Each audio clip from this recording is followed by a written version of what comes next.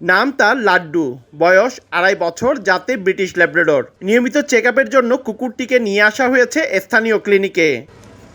উন্নত সকল ধরনের আধুনিক সেবা নিয়ে কুকুর, বিড়াল সহ পোষা প্রাণীর চিকিৎসায় গড়ে তোলা হয়েছে birds and pet animal clinic. ২০১৮ সালে প্রথমে পাখির চিকিৎসা দিয়ে স্বল্প পরিসরে যাত্রা শুরু। এরপর প্রাণীপ্রেমীদের জন্য এক আশার আলো হয়ে পূর্ণাঙ্গ রূপ পেয়েছে ক্লিনিকটি। প্রতিনিয়ত কুকুর, বিড়াল সহ নানা সমস্যায় আক্রান্ত পোষা প্রাণীদের চিকিৎসায় ভরসার নাম হয়ে উঠেছে birds and pet animal clinic. ঘরের কাছে এরকম একটা ফুল স্পেশালাইজড একটা ক্লিনিক পাওয়াটা কিন্তু আমাদের জন্য অনেক গর্বেরও বিষয়, এবং আমাদের জন্য এই জিনিসটা অনেক হেল্পফুল।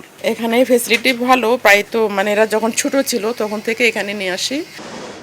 এই ক্লিনিকে রয়েছে উন্নত মানের চিকিৎসা ব্যবস্থা, অভিজ্ঞ ভেটেরিনারি চিকিৎসক এবং আধুনিক যন্ত্রপাতি। জরুরি সেবা থেকে শুরু করে নিয়মিত চেক আপ সবকিছুই পাওয়া যায় এক ছাদের নিচে। রয়েছে আধুনিক সার্জারির ব্যবস্থাও। কিন্তু আমাদের যেহেতু আউটডোর সার্ভিসটা নাই, ইনার সার্ভিসটা আছে, এখানে ক্লিনিকে যদি তারা নিয়ে আসেন তাহলে আমরা সার্ভিসটা দিতে আমাদের জন্য সুবিধা হয়। আর ইমার্জেন্সি কেসগুলো আমরা ওইভাবেই হ্যান্ডেল করতে পারি। ক্লিনিক্সে আমাদের ওই ফ্যাসিলিটিসটা আছে, যে কোনো ধরনের অক্সিজেন সাপ্লিমেন্ট যদি প্রয়োজন হয়, বা তার যে ভাইটাল সাইন মনিটরগুলো, বা সাইন মনিটর যেমন তার কার্ডিয়াক কোনো অ্যারেস্ট হলো কিনা, বা তার ব্লাড প্রেশার কেমন আছে, এগুলো মেজারমেন্ট করার জন্য, বা তার রেসপিরেশনটা কেমন আছে, এগুলো মেজারমেন্ট করার জন্য আমাদের মেশিনারিজ আছে।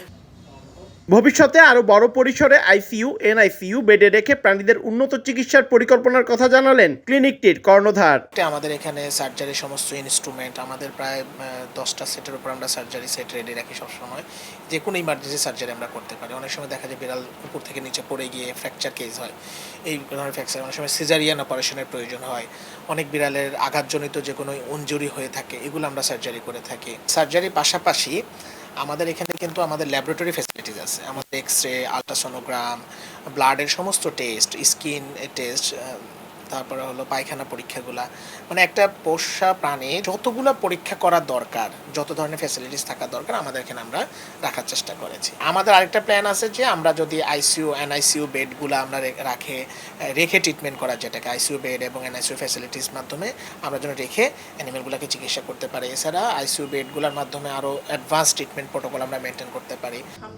২০১৮ থেকে এখন পর্যন্ত ১ লাখের মতো বিভিন্ন ধরনের প্রাণীর চিকিৎসা করা হয়েছে এই ক্লিনিকটিতে। এর মধ্যে সার্জারি করা হয়েছে প্রায় ২০,০০০।